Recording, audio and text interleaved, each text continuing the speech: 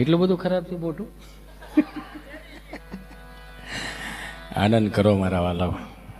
દાંત કાઢવાની પોઝિટિવિટીનો સ્ત્રોત છે અંકિતભાઈ, રમેશભાઈ. પોઝિટિવિટીનો સ્ત્રોત છે. દાંત કાઢતા કાઢતા ક્યારેય નેગેટિવિટી ન આવે. હું હરેક પ્રોગ્રામમાં એટલા માટે કહું કે ચહેરા ઉપર સ્માઇલ હોય ને તો ફોટો સારું આવે.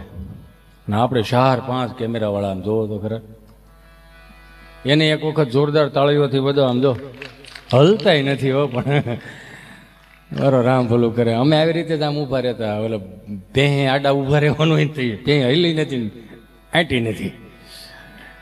એટલે આનંદ છે, આમ મજા આવી ને બધાને.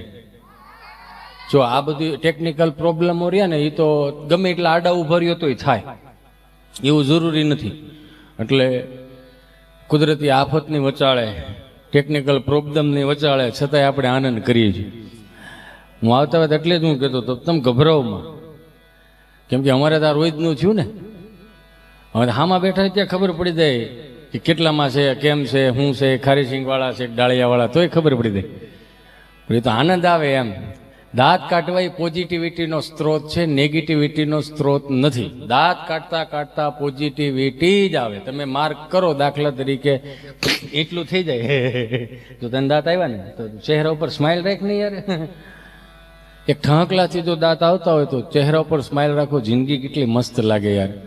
પોઝિટિવિટીનો સ્ત્રોત છે, નેગેટિવિટીનો સ્ત્રોત જ નથી. દાંત કાઢતા કાઢતા ક્યારેય નેગેટિવિટી નો આવે, નો આવે, નો આવે. એવું કોઈ દી હિતાભાઈ ફીલ કર્યું ખબર 5 લાખ ભરવા જ પડે એમ છે, એવું થયું ન થાય. આ પોઝિટિવિટીનો સ્ત્રોત છે, બરોબર ને? આનંદ ગમે ત્યાંથી આવે.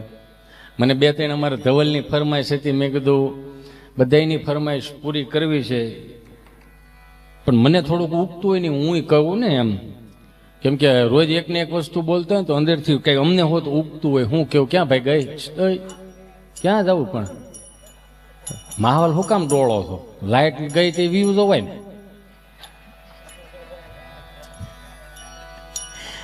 એક તો માંડ અહીં હરખું હમું કરી રહી, આના કઈ સોપડા તો હોય નહીં. નકર એમ થાય કે વાસી બોલ્યા. ગીતવાળા રે ને, ગીતવાળા એ કદાચ એક કડી ભૂલી જાય ને તો બીજી કડીમાં સડી જાય. આમાં ક્યાં જવું? આમાં થાય એવું. જે ખાતાના માણસ છે ને એ જ ખાતા. ક્યાં ગયો આવડો? આવે છે વરસાદ જોવા ગયો છે, કેવોક છે એમ. આમાં શું થાય ખબર છે? ક્યાંથી ચાલુ કરવું નહીં ખબર ન પડે. ક્યાંક અમુક માણસ અંકિતભાઈ 2 જગ્યાએ થોથરાય. એક તો બહુ ભાવમાં હોય, બહુ ઉમંગમાં હોય ને, બહુ ઉત્સાહમાં હોય ને ત્યારે માણસ થોથરાય. અને એક બીજી જગ્યાએ થોથરાય, ઉઘરાણીવાળા હામાં ઊભા હોય ને ત્યારે થોથરાય. જોકે મારે અહીં એવું કોઈ છે નહીં, બધું લેતી દેતી પૂરી થઈ ગઈ છે, એટલે એવું કંઈ છે નહીં. પણ આમ હરખ એનો હોય કે આપણને સાંભળે ને એને મોટો હરખ એનો હોય. નકર મેં કીધું એમ કે પટેલના છોકરાને કલાકાર થાવ એટલે સ્વામિનારાયણ ભગવાનના મંદિરમાં મેલડીમાં ગોખલો મૂકા જેવી વાત છે. આ આપણું સ્ટેજ જ નથી, તો એ નથી ચડી ગયા આપણે. બારોટો, ચારણો, અમારા મોરી સાહેબને આ બધા ગાતા હોય, એને સારું લાગે. આપણને આ ભેગું ન થાય.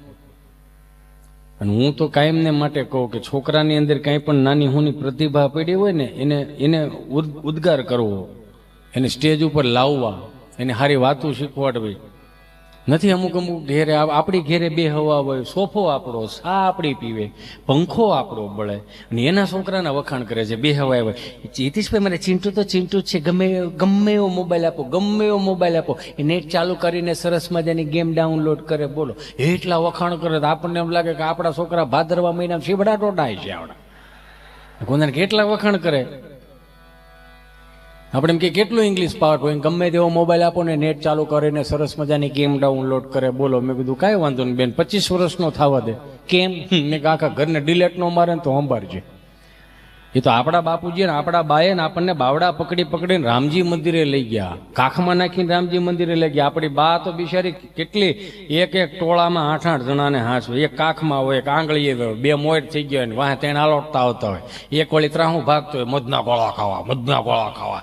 તો એ બા બિચારાને બધાને સમેટીને સમજાવીને લઈ જાય રામજી મંદિરે. જો બધાને લાઈનમાં બેહારે, જે હાલી ન હકતું ને જે ગોઠણિયા પર ધીમે ધીમે ઊભું થતું હોય ને એને ગોઠણે બેહારીને આમ 2 હાથ પકડીને કરાવડાવે. હાલો રાધે રાધે રાધે.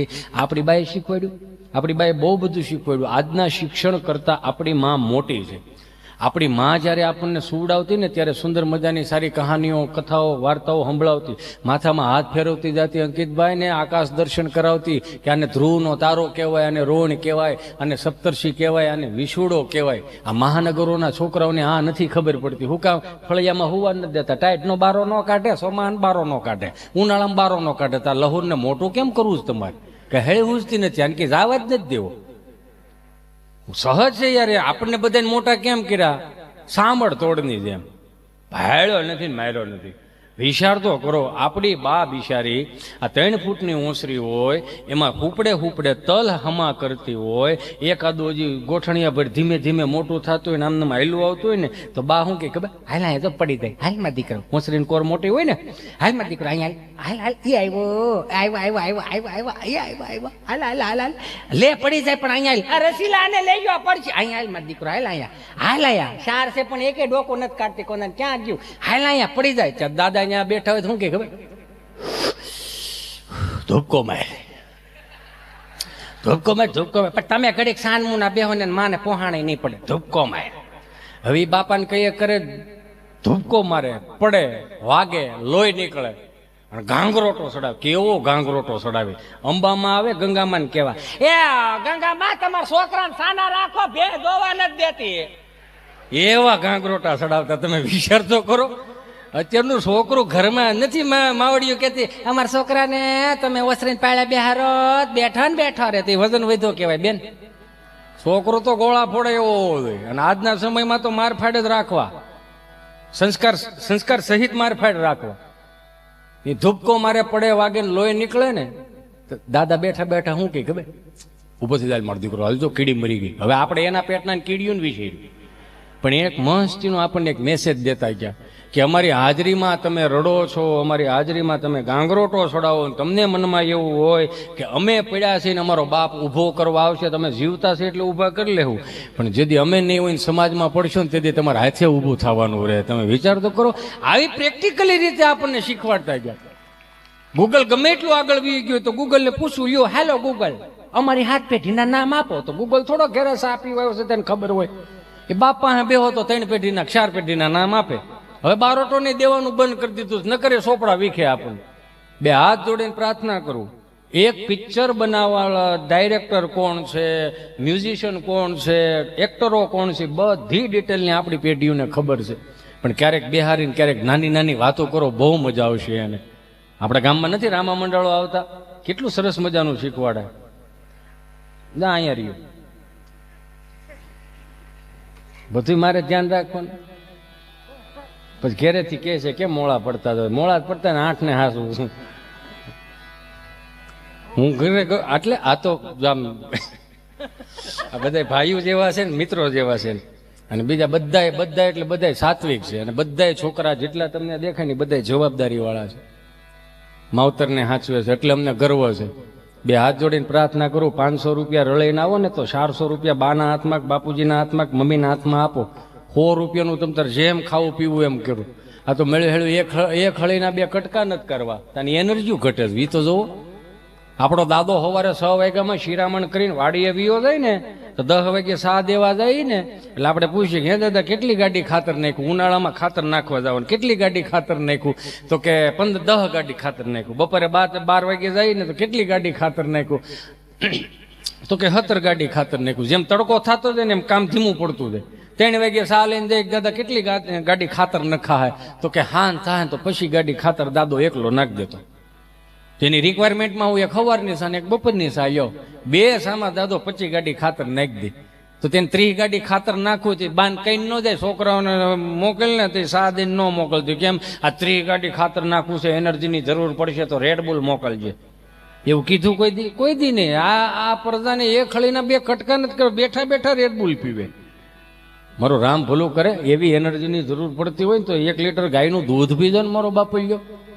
સહજ છે ને આ. અને રેડબુલ પીવો ક્યાં મારા બાપુજીનું પીવો છો? તો હું એટલું કહી દઉં, પીવો એનો વાંધો નહીં, પણ તમારી કમાણીનું પીવો ને. બાપુજીને ખંભે હું કેમ બંદૂકું ફોડો? અમારા ગામમાં રામા મંડળ આવ્યું, સમજ્યા? રામા મંડળ એટલે મારો મિત્ર ગભોર્યો ને કે આપણને આને ગાને કે નહીં એકાદું પાત્ર મને આપે. મેં તારું પાત્ર નહીં હાલે ભાઈ. કેમ ન હાલે ને તું બોલી રહી કે રામાપીરનો ઘોડો નીકળી ગયો હોય એ ભેગું નહીં થાય એ કે પણ તોય કેતો ખરો એકાદું પાત્ર આપે કાંઈ વાંધો ને ગામના શોકમાં રામા મંડળ હાલતું હતું સમજે ને એમાં રાજા બોલાવે પડદા ને આવે જોરે આજે રાજ ને દરબાર આવતો રાજ ને દરબાર રાજા બોલાવે પડદા ને આવે જોરે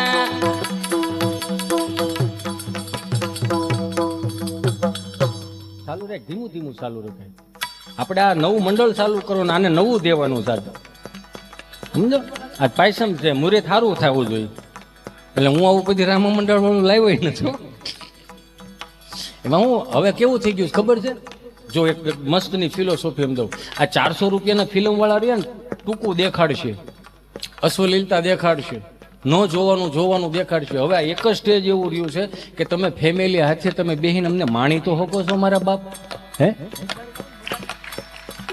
એક જ સ્ટેજ એવું રહ્યું છે હવે આ અને હું તો કલાકાર નવા ઉગતા હોય ને હાથ જોડીને પ્રાર્થના કરું તમારથી ન ગવાતું હોય ને તો એક નારાયણ સ્વામીનું ભજન ગાઓ કાનદાસ બાપુનું ભજન ગાઓ હારી વાતું લાખણસિંહ બાપાને સાંભળો ભીખુદાનજી ગઢવીને સાંભળો ઈશ્વરદાનભાઈ ગઢવીને સાંભળો હું એમને સાંભળું છું એટલે હું કહું છું કેમ કે હવે એવા લોક સાહિત્યકારો બહુ ઓછા રહ્યા છે બધા એની રીતે પોતપોતાની રીતે સારું જ બોલે છે પણ બે હાથ જોડીને પ્રાર્થના કરું ફેમસ થવા માટે વલ્ગારિટી ના ફેરવો ફેમસ થવા હાટું નકરી વલ્ગારિટી ના નાખો આ પેઢીઓને આપણે શું દઈને જવા છે 1500 વર્ષ પહેલા જેને માથા પાડીને ધડ લડાવ્યા ને એની ચેતના ક્યાંય દુઃખી ન થાય ને એનું મારે તમારે ધ્યાન રાખવાનું સાહેબ આજની કુટેવ ત્રીજી પેઢીએ સંસ્કાર ન થઈ જાય ને એનું ધ્યાન રાખવાનું છે ત્યાં તો પ્રધાનજી આવે દેખો વીનો માવો કઈ એ આજે રાજા બોલાવે પ્રધાના વિયારા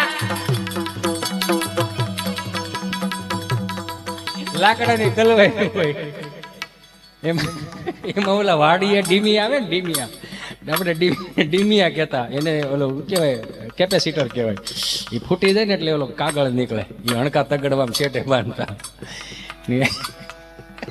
આ મને યાદ આવે મને મજા આવે અંકિતભાઈ ખરેખર ક્યારેક હું ગામને તો મજા કરું પણ હું ખુદની મજા હું પોતાની મજા લેતો હોઉં આઠાના રૂપિયો દે અને ઘરનો કોથળો લઈને ભવાઈ મંડળ જોવા જતા આખી રાત તમને કહું કસર કરી રાખે ઓલા તીખા ટીકડા આવતા પછી તું ક્યાંથી હો પણ તે જોયું જ નથી કાંઈ તે સીધો ગર્ભ શ્રીમંતમાં આવ્યો છું ભાઈ તે ક્યાં જ જોયો આજે પણ રાજા બોલાવે પડદાને આવ્યા રે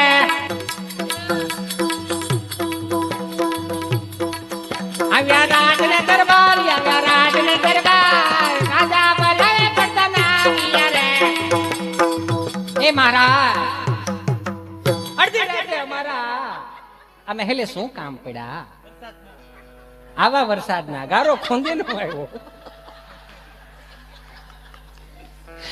એમાં માવડીઓ બિચારીઓ ટોળો હાલે ને એમાં જે બિચારી માડીને અમુક પગ આવા વરસાદમાં ગારો થઈ ગયો હોય આવા વરસાદમાં પગ હાલે ને ઓલા શ્રીપૈ આવે સમજા એ રસીલા ધીમે એલા પસરક થાય ઓરો રામ ભૂલું કરે બિચારા હાલી તો હકે નહીં અહીંયા સંપલું લઈ રે જાય